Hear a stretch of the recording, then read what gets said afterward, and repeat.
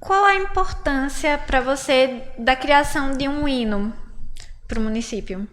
Veja, é muita responsabilidade. Bastante. Por quê? Porque, querendo ou não, você construiu um patrimônio histórico e material que você vai deixar para as outras gerações. Isso vai passar de geração em geração, né?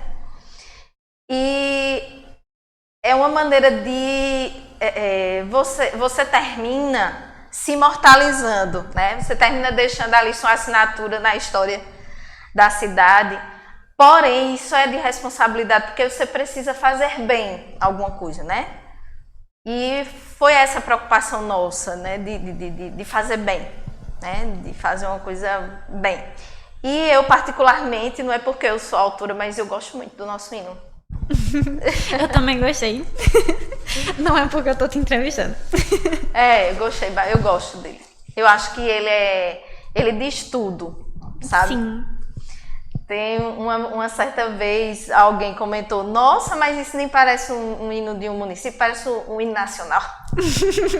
Mas é assim, porque realmente, se você comparar, né, e aí a gente vai ter que a gente tem que ter esse sentimento também de valorização do lugar, né? E se a gente for comparar o nosso hino com os outros, pode comparar, das nossas cidades aí, vizinhas, o nosso hino não deixa a desejar. Com certeza. Muito, assim, ele é denso, sabe? Ele é assim, é bem compridão, que alguém uma vez até disse: mas assim os nossos alunos nunca vão aprender. Verdade, né? O hino nacional também, eu acho que a maioria das pessoas hoje ainda não sabe. Só sabe o primeiro verso. Pedir, né? Só o primeiro verso. Se você for pedir para os brasileiros, um dia até eu acho que a Rede Globo fez isso, né? Entrevistou várias pessoas nas ruas e mandou elas cantarem o hino nacional. E assim, é interessante como quase ninguém acertou o hino. Então, é mais ou menos o hino de Riacho, é assim. Quase ninguém vai acertar quando, assim, cantar, né? Mas o interessante é porque, assim, ele fala um pouco de tudo, né? Sim. Ele começa contando a história, né? Ele fala da arte, da cultura, né?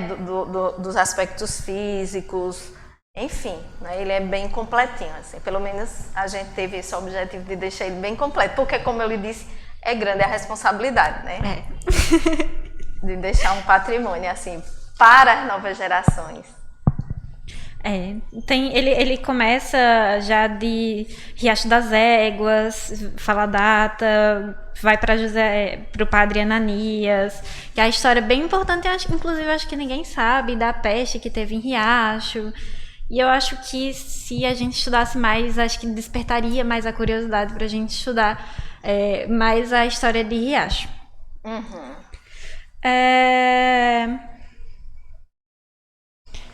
Inclusive, Juliana, a gente está vivendo agora, né, a pandemia da Covid, e isso aí nos remota ao passado. Sim. Né? Isso tem, assim, a gente pode estabelecer, assim, essa alusão, essa conexão com o que aconteceu no passado, né? Uhum. Porque, pelos relatos históricos, eles contam, né, que Riacho passou por uma peste, e era muito comum naquela época, né, até porque a ciência e a medicina não eram tão avançadas como hoje.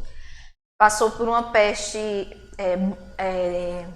de febre tifoide e peste bubônica, né?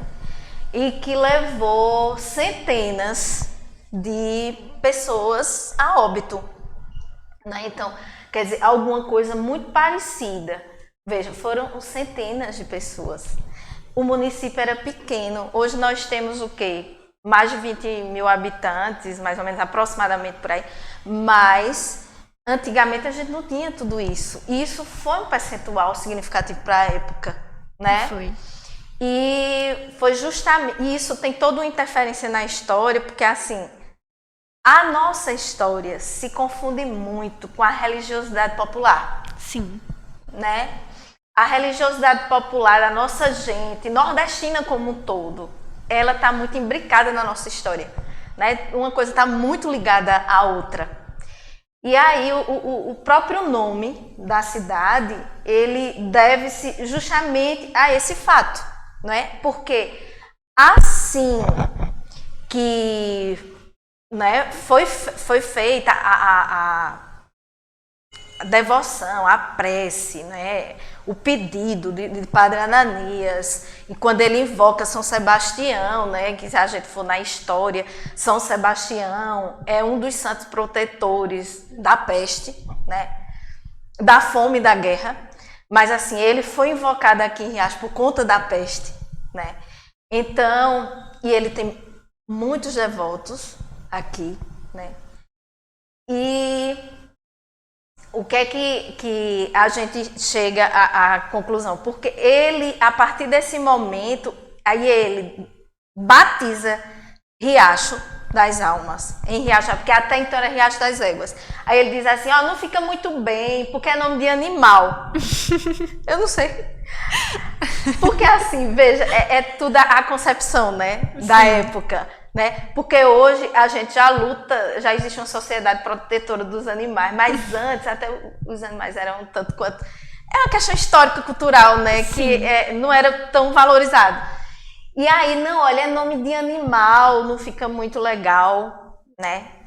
Então vamos colocar Riacho das Almas em homenagem às almas, né, que se foram também naquela peste. E também por conta, né, de que o cemitério ficava junto justamente do riacho.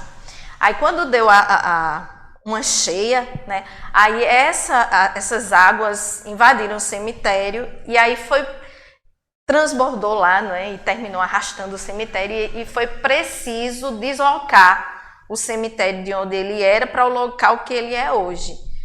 Né? Mas assim, entra essa questão religiosa, assim, tem um peso muito forte, né? Porque o nome tem a ver também com a religiosidade do povo, vem a partir daí, né?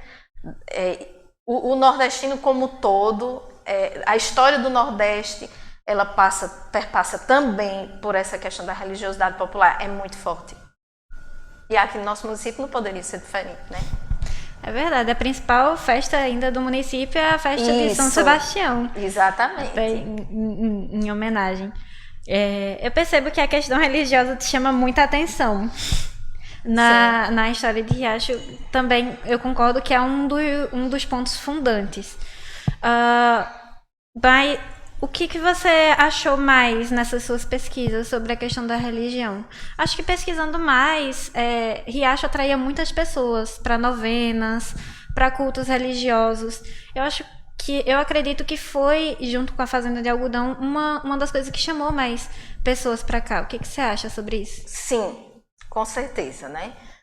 A questão da religiosidade popular, depois da promessa feita, né, por Padre Ananias, né, e da história que se espalhou, que se conseguiu um milagre através de São Sebastião, então se começou a fazer romarias para cá, né?